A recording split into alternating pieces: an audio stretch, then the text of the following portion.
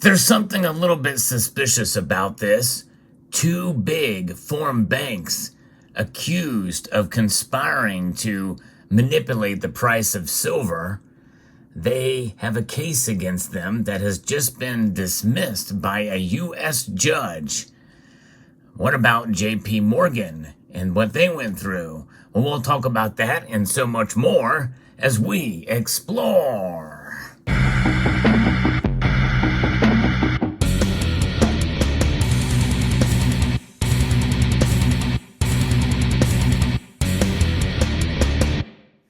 Yeah, this is the big news as shared with me by a member of the community. This is coming to us from Reuters. A U.S. judge on Monday of last week dismissed long-running litigation by investors who accuse HSBC Holdings plc and Bank of Nova Scotia of conspiring to fix silver prices. Now, again, this is something that is litigation that has been accused by long-time investors. And so those investors are a little bit different than what has been discovered by J.P. Morgan from a internal investigation of price fixing. So that could be a clue as to why this case was dismissed. But let's continue on. U.S. District Judge Valerie Caproni in Manhattan said the investors lacked legal standing to pursue federal antitrust claims under the Sherman Act or claims under the Federal Commodity Exchange Act. Investors had accused HSBC, Scotiabank, and Deutsche Bank AG of manipulating silver prices from 2007 to 2013, saying that they had smoking gun evidence of price-fixing conspiracy among the banks and several other silver market makers. The litigation began in 2014, and Deutsche Bank settled for $38 million 2 years later. In a 24-page decision, Caproni found the investors were unable to trace their losses to banks' alleged efforts to depress the fix, which set benchmark prices for silver bars and trade derivatives based off of advanced knowledge of the fixed price. And those silver bars, by the way, are contract-sized bars, which are 1,000 ounces each. A small contract is one of those bars, and a large contract is 5 of those 1,000-ounce bars. Caproni said that investors did not show it was plausible, as opposed to merely possible, that distorted price affected their trades, and said any damages were too speculative. Now, honestly, that does make sense, because if you're having, investors, bring this lawsuit and litigation, how do you measure the losses?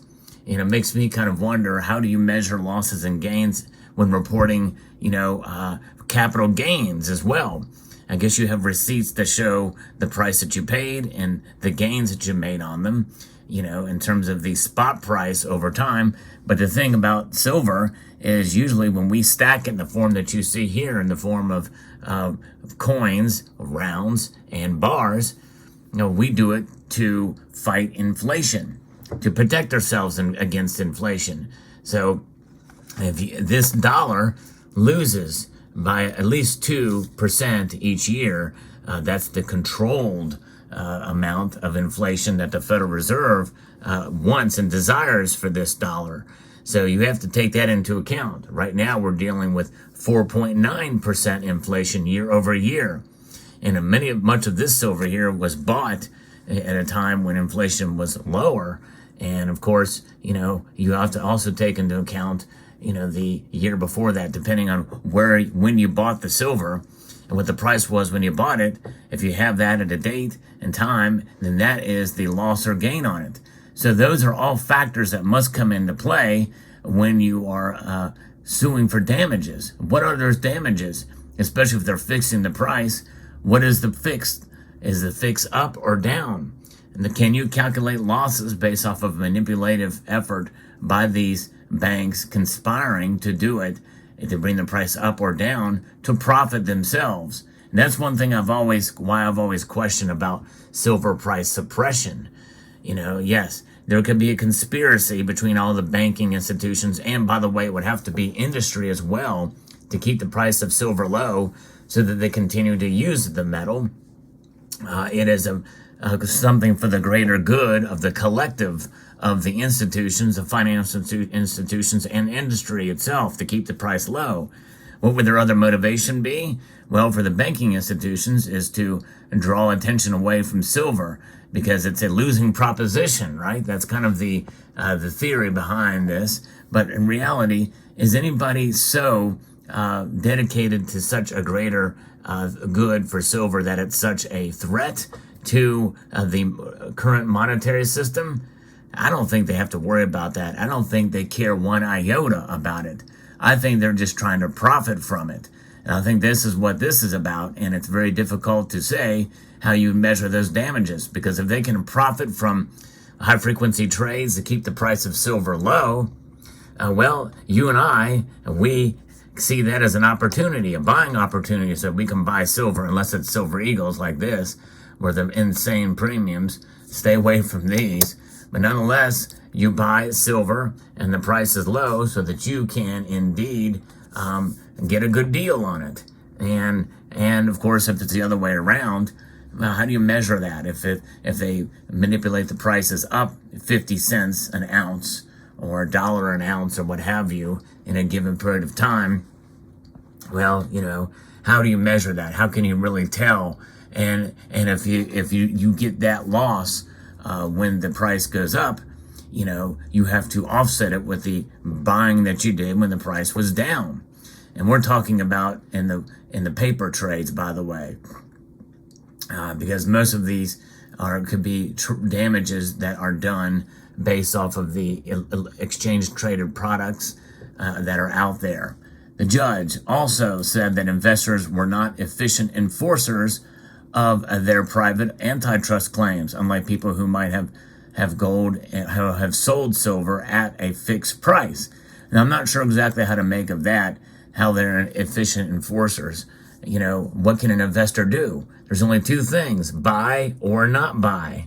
You only do one or the other. There's no in between, right? And so that's how you enforce or not. Lawyers for the investors did not immediately respond to requests for comment. The banks and their lawyers did not immediately respond to similar requests. Caproni dismissed the lawsuit with prejudice, meaning it cannot be brought again. Yes, indeed. Well, and the thing is, it's very difficult to, again, measure that loss. It's a tough case. It would have been a tough case. But there's also some speculation, as my friend had said, in this particular case, what does this mean? I wonder, if there's international bankers that are, quote, owning the courts. That very well could be the case, and perhaps this is one of those cases that could be easily, kind of twisted or fixed. The case itself could be fixed against for this dismissal against these two big banks. And they've got certainly lawyers that they're have hired that do a really good job of protecting their clients. And so unlimited resources in many of these cases. So this, in terms of this dismissal that Caproni had done, meaning that it cannot be brought up again, she had in 2016 let the case proceed, but said recent decisions by the Federal Appeals Court in Manhattan have clarified when private plaintiffs can bring antitrust and commodities acts claims. The cases regarding London Silver fixing limited antitrust litigation, U.S. District Court in the Southern District of New York, and that is the case there. So it's a tough one. It is a very case. It's a case where you have the silver prices moving up and down, measuring losses or gains, speculative aspect of it. It's very difficult to really kind of measure.